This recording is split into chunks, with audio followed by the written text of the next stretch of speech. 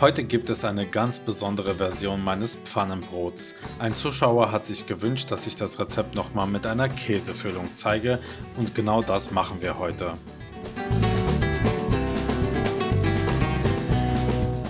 Wir benötigen nur 4 Zutaten: Salz, frische Hefe, lauwarmes Wasser und Mehl.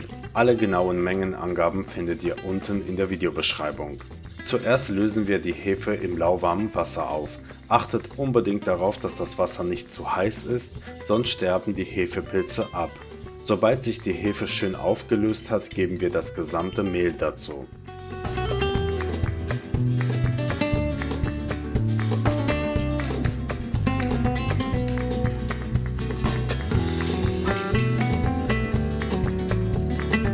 Das wird jetzt 10 Minuten lang auf Stufe etwa 3 von 7 geknetet. Das Salz kommt bewusst noch nicht dazu. In meiner Kochausbildung habe ich gelernt, dass Salz die Hefepilze hemmen kann, weil es ihnen Wasser entzieht.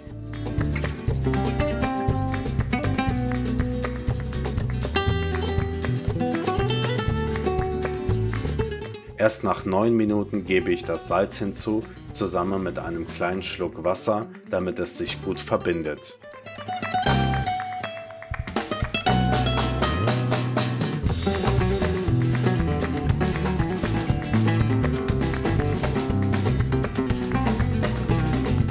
Nach insgesamt 10 Minuten Kneten drehe ich die Maschine auf die höchste Stufe und knete weitere 5 Minuten. Insgesamt also 15 Minuten Knetzeit. Das macht den Teig elastisch und stark.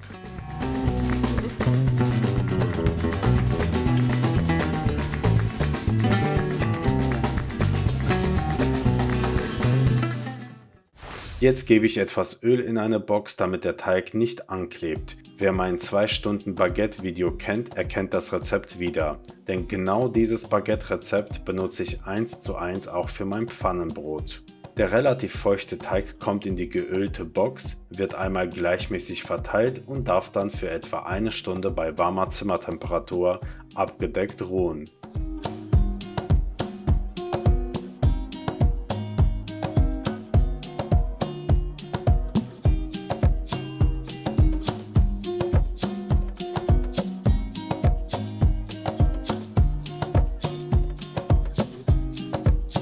Nach einer Stunde kippen wir den Teig auf die bemehlte Arbeitsfläche und teilen ihn in 4 gleich große Stücke, ungefähr 220 Gramm pro Stück.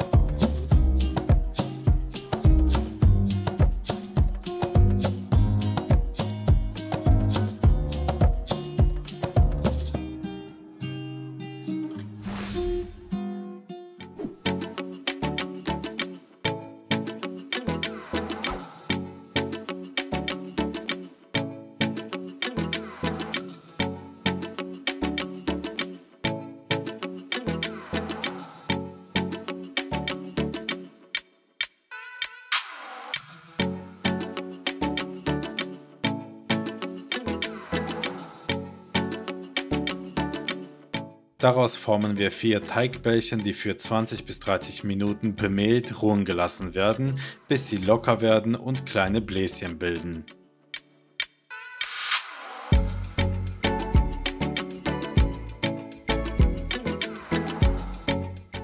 Während dieser Ruhezeit bereite ich die Füllung vor. Dazu schneide ich Mozzarella klein.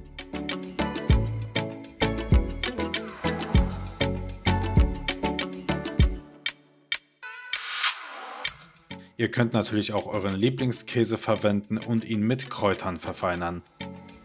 Nachdem der Mozzarella geschnitten ist, gebe ich etwas Feta-Käse dazu und vermische das Ganze. Wer noch etwas Schmand oder Quark übrig hat, kann das ebenfalls unterrühren.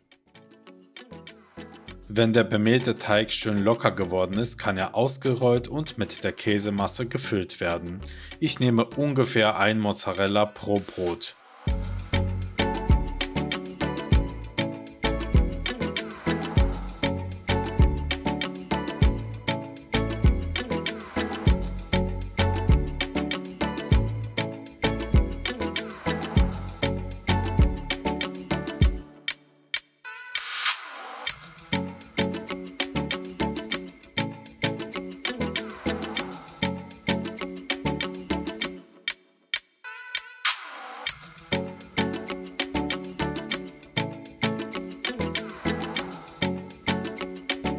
Danach den Teig gut schließen und platt drücken bzw. ausrollen.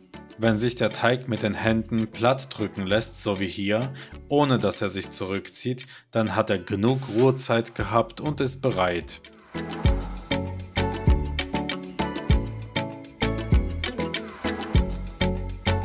Wer die Brote jetzt auf Vorrat einfrieren möchte, kann sie auf einen Tortenretter legen, dazwischen Frischhaltefolie und die nächsten Schichten immer wieder mit Folie trennen. So lassen Sie sie später einzeln entnehmen und fast gefroren direkt in die Pfanne geben. Aber ich mache es jetzt ohne Einfrieren. Das Brot kommt in die Pfanne bei niedriger bis mittlerer Hitze. Wenn es sich nach paar Minuten in der Pfanne hin und her bewegt, so wie hier, dann heißt das, dass es unten gelöst ist. Den Frischhaltefolientrick aus dem ersten Video verwende ich beim gefüllten Pfannenbrot nicht, weil darin sowieso viel Feuchtigkeit vorhanden ist und sowieso alles gar wird. Sobald die Farbe stimmt, einfach umdrehen und von oben mit Butter bestreichen.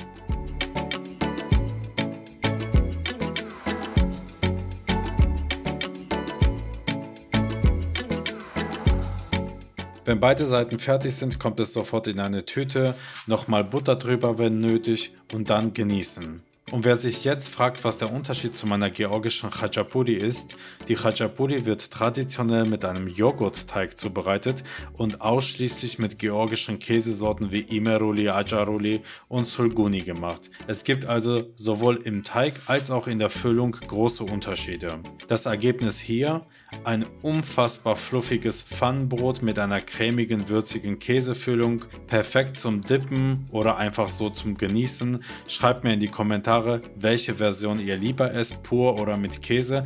Und wenn ihr mehr Rezepte wie dieses sehen wollt, vergesst nicht, den Kanal zu abonnieren. Bis zum nächsten Mal bei Meini kocht.